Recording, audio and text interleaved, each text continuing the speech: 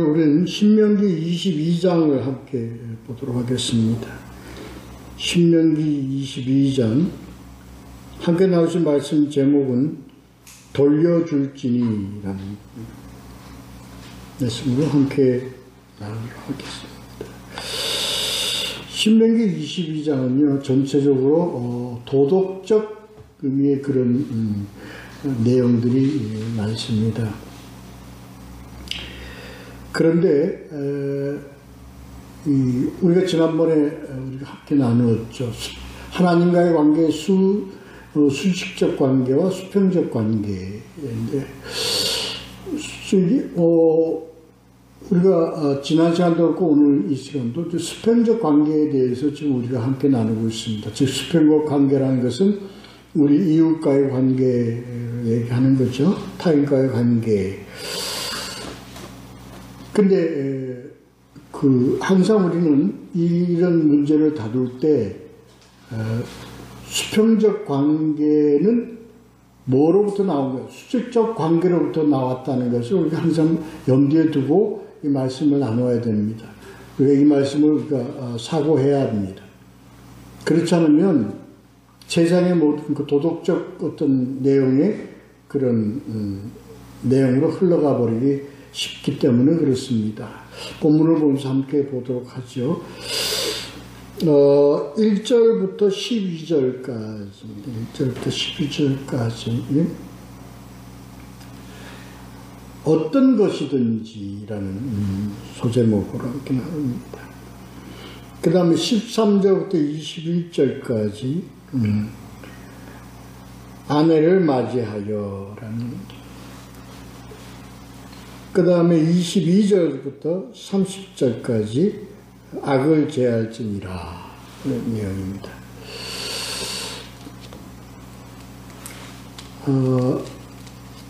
아까도 말씀드렸지만 우리 수평적 관계는 수직적 관계 속에서 이렇게 이루어짐을 늘 기억해야 된다 말씀을 드렸는데요. 그 내용을 보면서 함께 좀 보도록 하겠습니다. 첫째 달라 어떤 것이든지라는 소제목인데요. 무엇이든지 어떻게 이웃에게 유익하게 하라는 겁니다. 본문에 보면 1절에 보면 형제의 소나 양이 길 잃은 것을 보거든 얘기입니다. 이 본문에요. 늘 이것이 1절서부터 수직적 하나님과 우리와의 수직적 관계 속에서 우리들의 삶이 하나님과의 관계 속에서 있는 우리들의 관계를 세상 가운데서 우리의 삶을 통해서 이렇게 나타나야 된다는 내용이에요. 그렇습니다.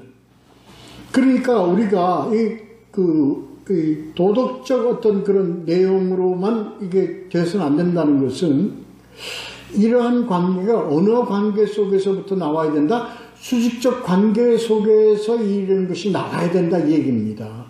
하나님이 우리는요 늘 뭐한 자들이 있어요?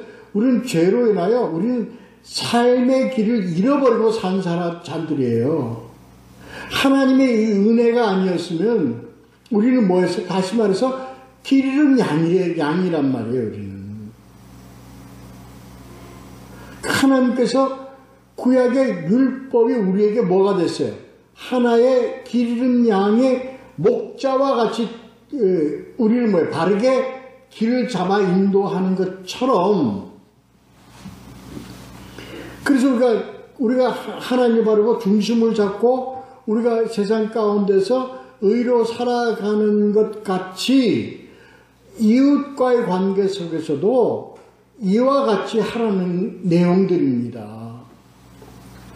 그래서 잃어버렸거든 뭘 찾아주라. 길을 잃어본 소나 또는 뭐예요? 이러한 것들이 소나 양 이러한 것들이 길을 잃어버렸으면 뭐예요? 원주인에게로 찾아주라 이 얘기입니다. 이게 뭐로부터 나왔어요? 이게요 당연한 도덕적으로 그렇게 해야죠.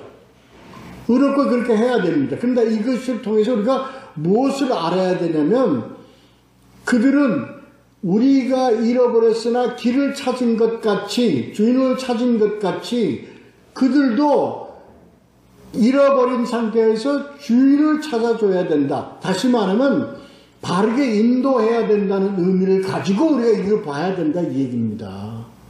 다 그렇습니다. 본문의 오늘 본문의 모든 내용들이 그렇다는 거예요. 그래서 뭐예요? 이러한 것을 보고 하나님이 우리를 뭘로 받아주십니까? 하나님의 자녀로 우리를 받아주시는 것과 같다 이 얘기입니다. 두 번째 2절에 보면 형제가 멀어서 떨어져 있어. 근데 그 형제가 난 잘 몰라. 그런데 그 형제가 와서 찾을 때까지 내가 그가 잃어버린 것을 내가 잘 가지고 있다가 그가 오면 돌려줘야 된다는 거예요. 그러니까 어떤 의미가 있어요? 돌려줘야 된다는 데 의미가 있는 겁니다. 뭘 돌려줘요? 뭘 돌려줘요? 그렇습니다. 그가 하나님의 상속된 받은 것을 그가 잃어버리지 않고 그가 다시 가질 수 있도록 우리는 그들에게 돌려줄 의무가 있는 거예요. 이걸 봐야 되는 겁니다. 이걸 봐요. 그러니까 늘 우리는 뭘 가져야 돼요? 우리 이웃에게 대하여 concern, 항상 관심을 가지고 그가 관심을 가지고 그에 다가가야 된다는 얘기입니다. 그래서 그가 잃어버린 생명을 그가 다시 찾을 수 있도록 돌려 가질 수 있도록 그들을 돕고 그들과 함께하고 그들에게 관심을 가지고 이런 의미입니다.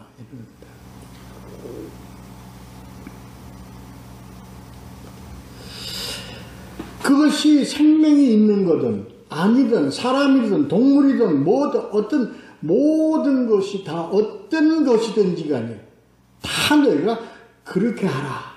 찾아주고 다시 돌려주고 이렇게 하라는 거예요. 이렇게 하라는 거예요. 이게 오늘날 같은 이런 세상 가운데 개인주의, 자기중심주의가 팽배한 이런 사회, 더더욱 오늘날에게 얘기했지만 귀한 주옥 같은 말씀이에요. 우리는 바쁜 세상 가운데 우리는 잃어버리고 살아요. 무엇을 잃어버리고 살죠? 이웃을 잃어버리고 살아요. 관심 없어요. 나 살기도 바쁜데 나 먹고 살기도 바쁜데 우리가 거기 신경 쓰면서 이 세상 어떻게 살아가나 하는 우리들에게 오늘 주시는 귀한 말씀입니다. 귀한 말씀. 다시 우리를 뭐 하도록 하라? 너희 다시 이것을 상고하라. 다시 너희들이 돌아보라. 너희들이 무엇을 하고 살았느냐? 무엇을 하고 살아요?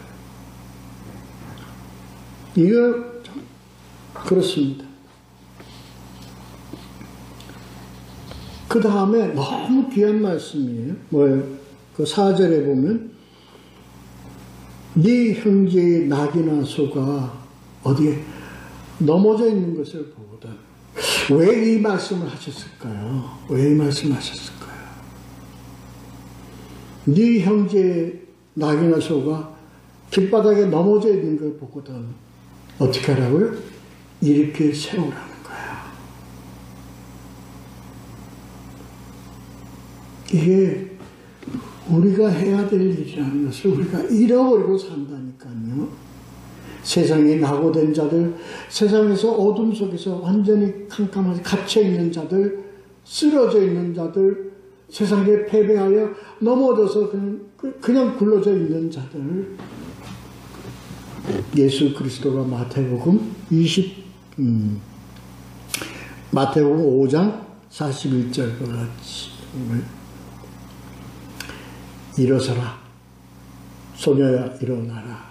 달리다 굼하시니 하늘과 같이 우리는 이웃을 손을 붙잡고 이렇게 세워야 되는 역할을 해야 돼요. 이게 누가 해야 될 일이에요? 하나님의 자녀라고 하는 자들 다 이렇게 해야 된다는 거예요. 이렇게 해야 된다는 거예요.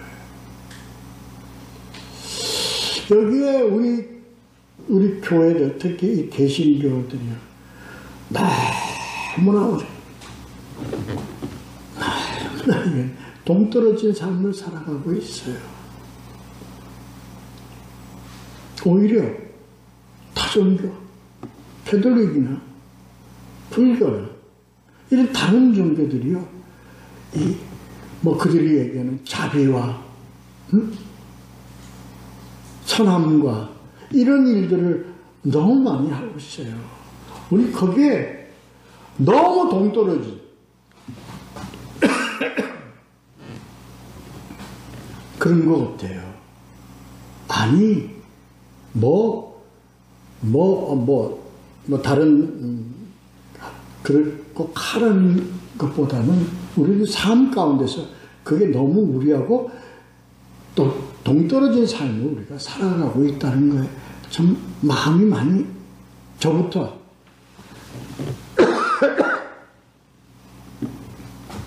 그렇습니다. 그래요.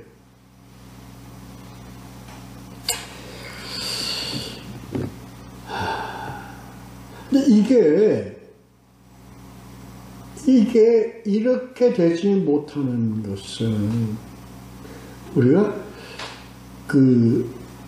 신앙에 대한 것을 우리가 뭘로 실용적 신앙이 젖어 있기 때문에 그렇습니다. 실용이라는 게 뭡니까? 편리하고, 쉽고, 그리고 나에게 현실적으로 도움이 되고, 이런 신앙과 연결되어 있기 때문에 그렇습니다. 자기중심적이고요. 근데 이게 이 자체가 뭐냐면요, 우리는 아직도 뭐를 못 벗어나고 있어요? 죄울에서 못 벗어나고 있다는 겁니다. 죄란 뭐가 죄죠? 예, 자기가 죄를, 자기 중심이 죄라는 거예요. 그 신앙 자체를 뭘로? 그 죄 가운데서 신앙생활을 하니까 그게 신앙입니까? 아닙니다. 신앙을 빙자하고 신앙을 이용하는 거지 신앙의 삶이 아닙니다. 그러니까 특히 우리 개신교 교회들은요, 여기에 굉장히 젖어 있습니다.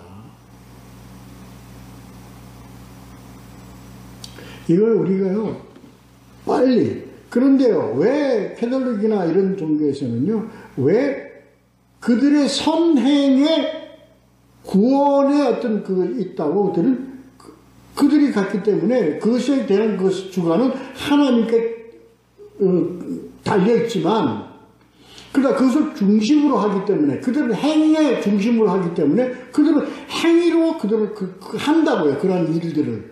선한 일들을 한다고요. 그렇죠. 그러나, 우리 개신교는요, 복음, 말씀 중심이기 때문에, 어떤 행위의 어떤 그런 것보다는 그 복음 자체에 그게 있기 때문에 행위에 대한 것을 그러니까 우리 강조를 하지 않고 있기 때문에 이게 무시되어 버려요. 근데 그게 복음적이냐? 절대 그렇지가 않습니다. 예수님이 복음서에서 보면 그래서 이렇게 하라. 너희도 이와 같이 하라. 이 소자와 같이 하라. 이 모든 것이 다 뭐예요? 다 이웃에 관계된 그런 것이 그 자체가 복음이에요. 그러니까 우리 다시 말해서 우리가 복음을 잘못 이해하고 있다.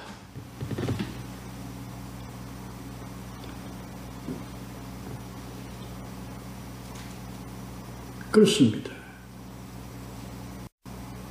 그러니까 우리는요, 뭐 착하고 행한 일은 교회에서만 하면 되지, 뭐 교회 하는데 우리가 동참하기만 하면 되지, 뭐 그러니까 그게 하나의 교회의 어떤 그런 정책이나 방향이나 실행의 모든 것이 다 그것을 핑계대거나 그걸 의지해서 한다고. 그러니까 자기 본인은 삶은 거기에 관여를 하지 않는 거예요. 철저하게 사회적 동물적 삶을 살아가는 거예요. 뒤에 나오는 이 모든 말씀들이요, 다 뭐예요? 우리 인간들이 인간답게 사는 것이 아니라 사회적 동물적 삶을 살아가고 있다, 이 얘기입니다.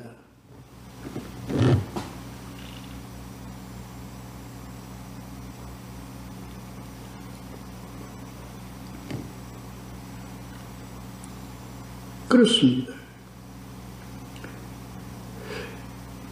그래서 이게 자기가 잘못한 건지를 모르는 거예요. 자기가 이게 가는 것이 바른, 이게 그러는 거예요. 그리고 이것도 하나님의 은혜에다가 그걸 핑계대고, 그걸 기대면서 핑계 삼아서 사는 이런 삶을 살아가게 되는 거죠. 그 이후에 나오는 내용들이 다 그런 내용들입니다. 왜? 자, 보자고요. 5절에서 보면요, 이렇게 되어 있습니다. 5절을 보면요, 이렇게 되어 있죠. 이거 잘 보셔야 됩니다. 조금 난해합니다, 이 내용이. 여자는 남자의 의복을 입지 말 것이며 남자는 여자의 의복을 입지 말 것이라. 이같이 하는 자는 네 하나님께 가증한 자이니라. 이겁니다. 이게 뭘 의미하는 걸까요? 이게 정상이 아니죠.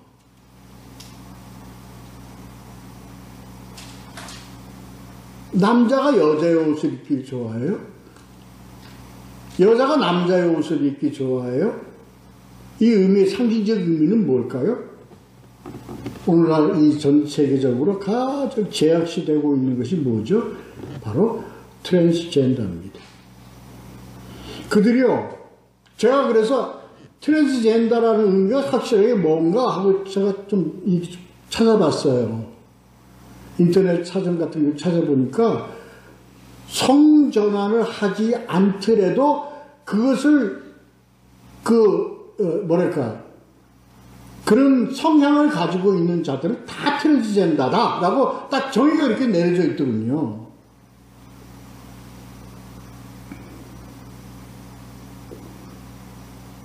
우리는 이거를요, 하나의 인권으로 지금 돌리고 있어요. 근데 인권이 진리에 가려지면 안 되거든요. 근데 이거는 뭐예요? 이거는 하나님께서 창세기 때부터 말씀을 쭉 하신, 다 뒤에 다 나옵니다. 창세기부터 하나님께서 말씀하신 뭐예요? 인간들이 가진 죄성의 한 단면이란 말이에요. 그게 뭡니까? 영리입니다.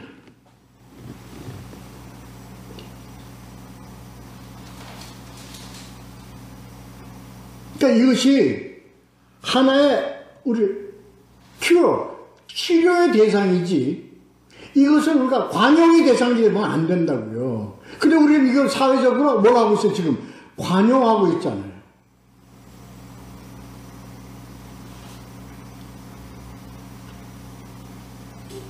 절대 받아들여주면 안 됩니다. 이게요, 지금 이런 트랜스젠더 현상이요, 지금 전 세계적으로 안 뻗쳐 있는 데가 없습니다. 특히 동남아시아를 가면요, 인도나 태국이나 이런 데 가면요, 이 트랜스젠더가 완전 보편화가 됐습니다. 마약이 보편화가 됐듯이 트랜스젠더가 보편화가 됐습니다.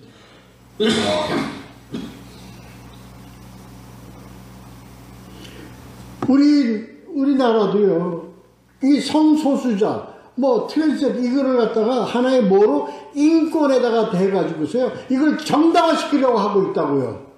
안 됩니다. 그거는.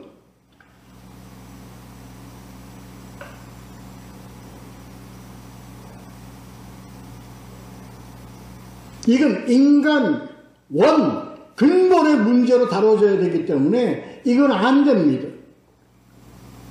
우리는 이들을 인권 이전에 이것이 하나님께서 말씀하신 그러한 죄악의 한 단면이라는 것을 알게 해서 노력해서 그것을 그들이 치료될 수 있도록 우리는 도와야 합니다.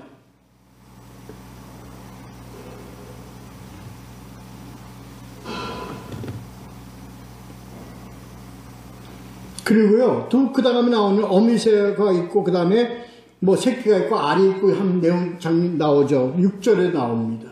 이거는요, 자연의 순리에 인간이 유익한 역할을 하라는 겁니다. 자연을, 왜?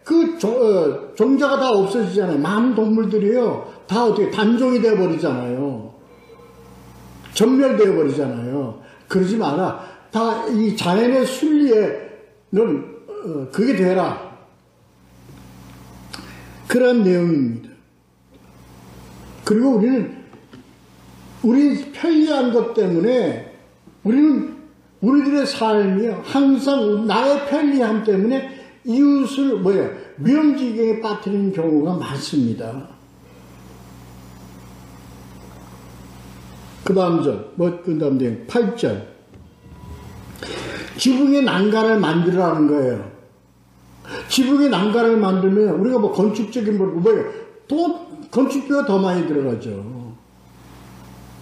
편리한 대로. 그냥 지들이 알아서 하겠지. 그리고 난간을 만들잖아요. 그래서 어떻게 돼? 사람들이 거기서 떨어져 죽어요. 오늘날 이 안전사고에 대해서 이런 개념, 사람이 다치면 안 돼, 이웃이 이걸로 인해서 손상을 받으면 안 돼 하는 어떤 책임감, 이웃에 대한 책임감, 주위에 대한 책임감, 이 책임감이 항상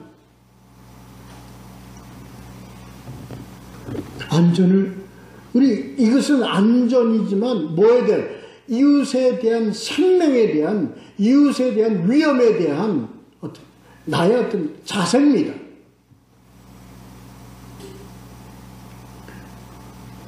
그래서 막 다리가 그냥 떨어져서 고추빛이 그냥 와르르 무너져 버리고, 조금만 무슨 지진이 일어나도 건물이 다 무너져 버리고, 이게 뭡니까?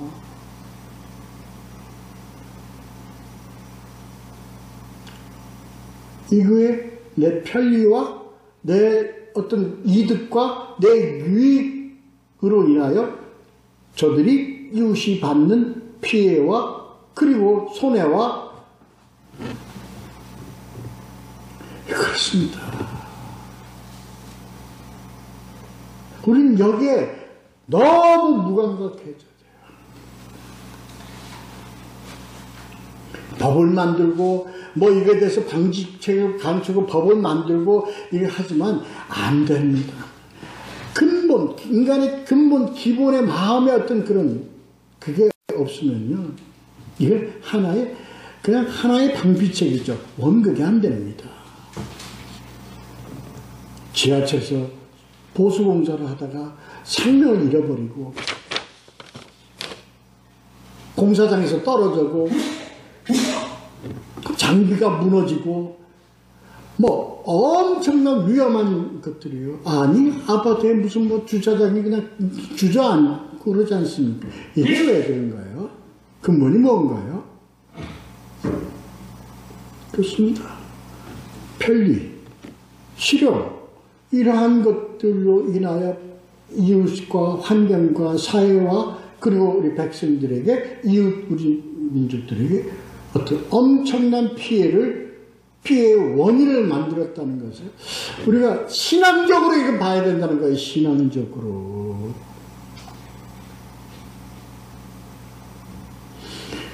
하나님이 나의 생명을 지키고 나에게 이러한 것을 보호하시고 나를 지켜주시는 걸 아는 내가 이웃에게 그렇게 합니까? 돌이켜봐야 합니다. 내가 실제로 그렇게 하고 있느냐? 돌이켜봐야 돼. 너무 귀한 말씀입니다. 내 것을 떼어다가 내 것으로 다 이끌어서 그것을 다 내가 하듯이 이웃을 위해서 쓰듯이 그렇게 해야 된다는 거예요. 왜? 그게 아버지 뜻이기 때문에 그래. 하나님의 뜻이기 때문에 그래요. 그래서 이게 그 말하고 같다니까요. 이 어린 소자 중 하나에게 한 것이 너 누구에게 한 거다? 나에게 한 것이단 말이에요. 나에게 한 것이다.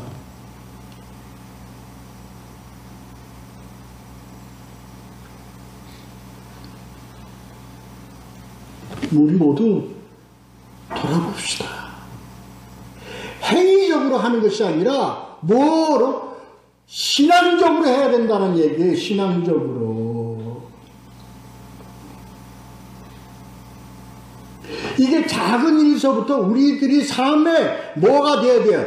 우리들의 삶의 습관화가 돼야 되는 거예요. 그건 바탕이 돼야 된다는 거예요.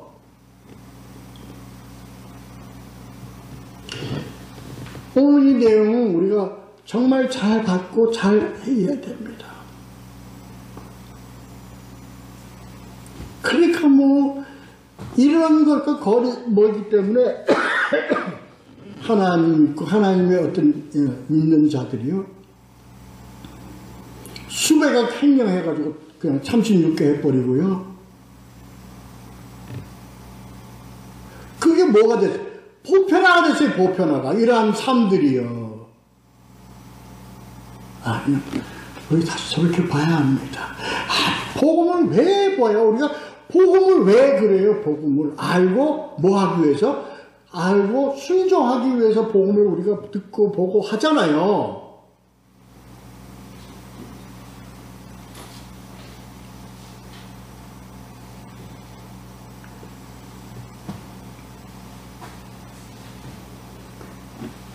여기서 그래 있습니다. 이게 중적 이런 내용입니다. 바로 거기 보면요 9절 11절 9절에서 11절에 보면 포도원에 두 종자를 심지 말고 소나 뭐예요? 나귀를 서로 함께 뭐 하지 마라. 그 다음에 양털과 배실을 같이 짜서 하지 말라. 이 얘기 이게 참 뜻이 뭔지 아십니까? 이건 뭐예요? 이것을 너희들의 신앙과 사회, 이 세상의 것을 같이 섞어서 하지 말라 얘기입니다. 섞어서 하지 말라는 얘기입니다. 이 말의 근본은 뭐냐? 그때 당시에 다른 가나안들고 또 그 이방 국가들은 그들은 다 그들은 우상 숭배하는 자들이잖아요. 우상 숭배로 나온 문화적 그런 생태나 그런 의식이나 이러한 것과 우리 하나님 그런 유대의 같은 그런 하나님 중심의 그런 신앙에서 나오는 어떤 행위나 삶과 이런 형태와 문화와 이런 형태를 섞지 말라는 거예요. 섞지 말라는 거예요.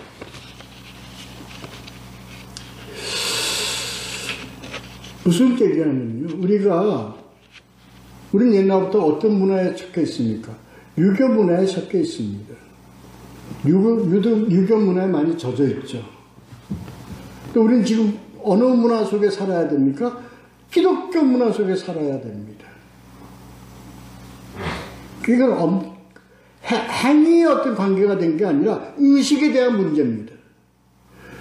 기독교 그러면 뭐 제사상 차려놓고 뭐하고 이런 것이 뭐예요? 중령, 혼영, 혼합 이런 걸 의미하는 겁니다. 아니 그 분명히 구분을 해서 가야 되는 거예요. 그 지금 이 뜻입니다. 이스라엘 백성들이 가나안에 쳐들어갔어. 가나안에 쳐들어가고 그 민족들이 갔던 무슨 제도가 있고 그리고 또 무슨 종교 의식이 있고 있을 거 아니에요. 그러니까 그들이 어떻게 해? 그것도 수용하고 그런 것도 본받아가면서 서로 이렇게도 하고 저렇게도 하고 섞어가지고 이렇게 하지 말라 이 뜻입니다.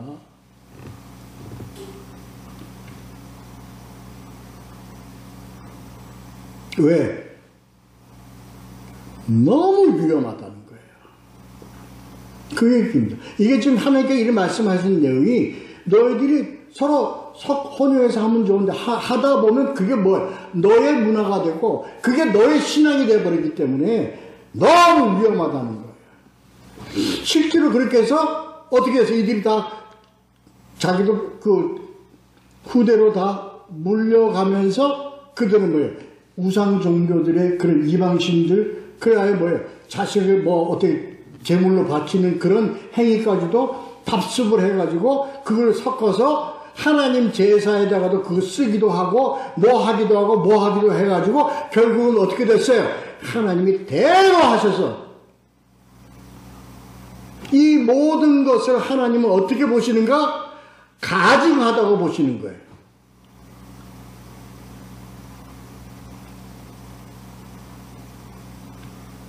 행위의 문제가 아니라 뭐의 문제다?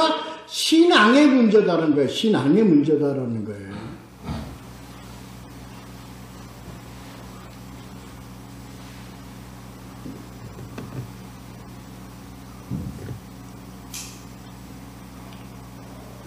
그렇게 해서요.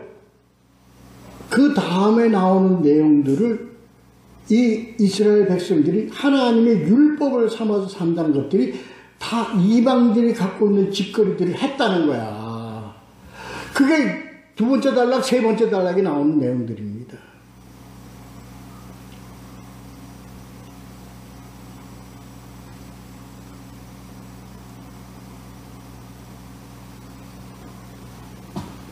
그래서 뭐를 여자 알기를 뭘로 알았어? 아내 알기를 뭘로 알았어? 왜 이게 다 그냥 온 그 일부 다처제에서 이방 다른 나라들이 다 하던 짓거리들을 다 그 모방해가지고 하다 보니까 이런 내용들이 나오는 거예요. 아내가 뭐 했거든, 뭐 했거든, 뭐 했거든, 뭐 했거든. 그게 나오는 겁니다. 우리는 뭐 기독교, 우리는 뭐 교회를 안 지고, 우리는 그런 거 안 하는, 이게요, 행위의 문제가 아니라니까, 신앙의 문제라니까요.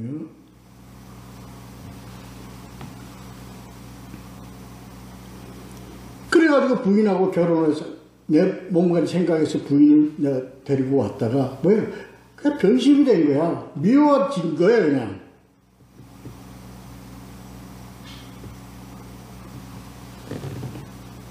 그래서 그냥 버리는데 어떻게 버리냐. 모함을 해서 버린다는 거예요. 내가 이 여자하고 처음 해서 합방을 했는데 뭐예요? 처녀 있면서 속았단 말이야. 아니더라. 그럼 고발을 해가지고 버릴 이런 거기에 대한 내용들입니다. 여기에 전체적인 자세한 내용 전하는 것보다는 이 내용이 뭘 의미하는 거냐. 여기에 다른 이방 이런 생활이나 문화나 거기서는 뭐가 빠져 있어? 진실이 빠져 있다는 거예요. 증거만 갖다 들이대면 돼. 그러니까 뭐예요? 너 증거가 없으니까 너 처녀 아니잖아. 다 다른 내용입니다. 그게 어떻게 돼? 그랬을 때는 때려 죽여라.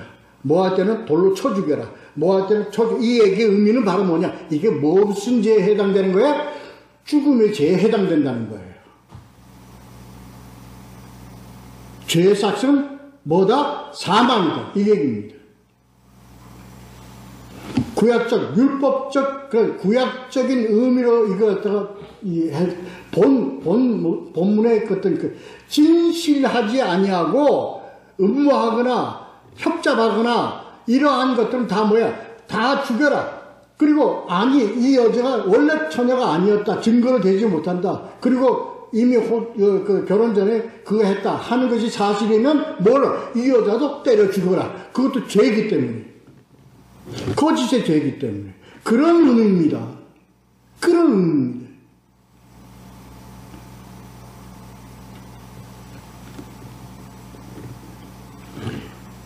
세 번째 단락에 보시면요. 세 번째 단락 보시면,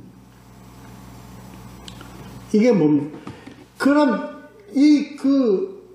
다른 이방 족속들이 우상 숭배하는 족속들이에요. 가장 그들이 하는 것이 뭐였습니까? 그는 음란입니다. 그래서 그들의 신들은요, 뭐하고 많이 관계가 되어 있어요? 이런 음해가 많이 관여가 되어 있습니다. 그것을 의식적으로나, 이것이 뭐가 돼요? 삶에 그게 되어 있기 때문에 그들은요, 남의 여자, 남의 남자, 남의 여자, 남의 남자하고 호름하고 이러한 짓거리들을 뭐듯이 밥 먹듯이 했단 말이에요.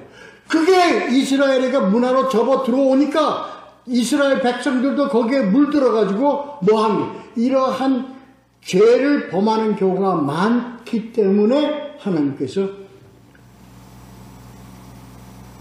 이러한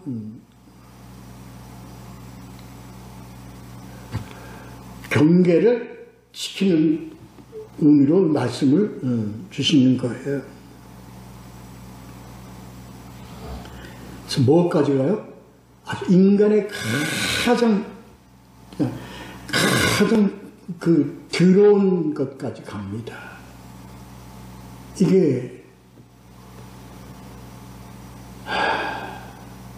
어떤 죄? 근친상간의 죄까지 갑니다. 마지막 절 보면, 30절에 보면, 갈 때까지 갔다는 얘기입니다.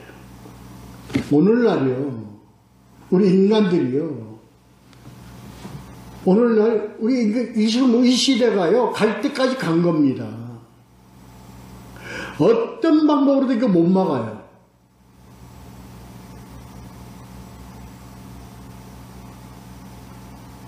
왜요? 퀴어 축제가 곳곳에서 지금 벌어지고 있잖아요. 세계 각 나라가 다 이 퀴어 축제가 뭐죠? 성소수자들 하는 겁니다. 동성애자들.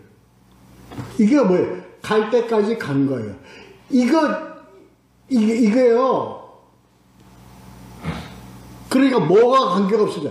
인간 관계가 전부가 다 파묻혀져 버렸다는 거예요. 다시 말해서 하나님의 계명, 하나님의 뜻, 하나님의 말씀이 다 어떻게 땅속에 파묻혀 버렸다는 거예요. 그리고 이들이 갖는 이런 더러운 죄들이 뭐가 보편화가 되어 갔다는 거예요. 이게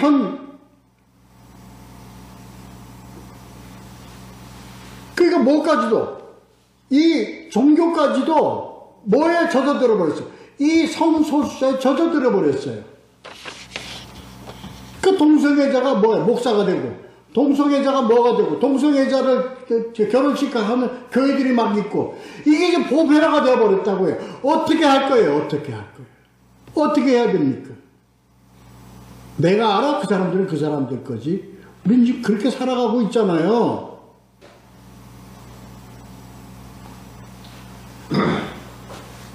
그래서 지금 세대가 어떻게 됐어요?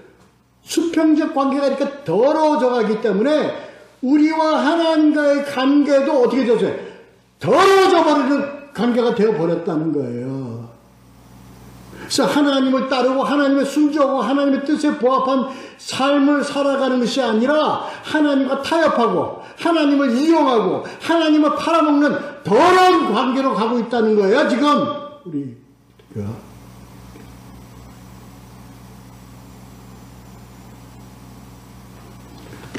오늘 이 말씀, 우리가 정말 뼈속 깊이 우는 이 말씀을 깨닫고 우리는 알아야 됩니다.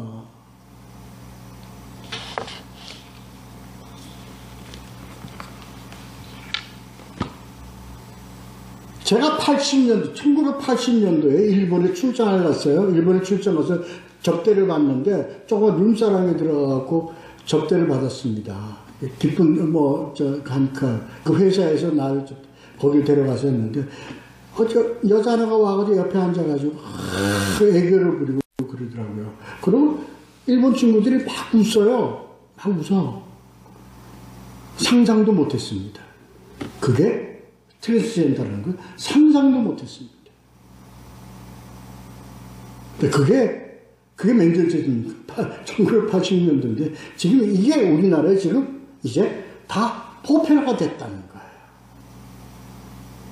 여러분, 우리는 지금 이런 크라이시스 속에, 위기 속에 우리는 살고 있습니다. 그것은 이웃을 뭐 해야 돼? 그렇게 기르는 이웃을, 기르는 세상을 그들에게 다시 되돌려줘야 돼요. 찾아줘야 돼요. 그들이 하나님과의 관계 속에서 가졌어야만 될 권리를 그들에게 다시 돌려줘야 돼요. 이 역할을 우리가 해야 되는 거예요. 복음 안에서, 복음 속에서 우리가 이것을 마땅히 해야 될 일입니다. 이런 크리스천 리더의 삶을, 하나님 자녀로서의 삶을 살아가는 우리 모두가 되시기를 예수 그리스도의 이름으로 축원합니다. 기도하겠습니다.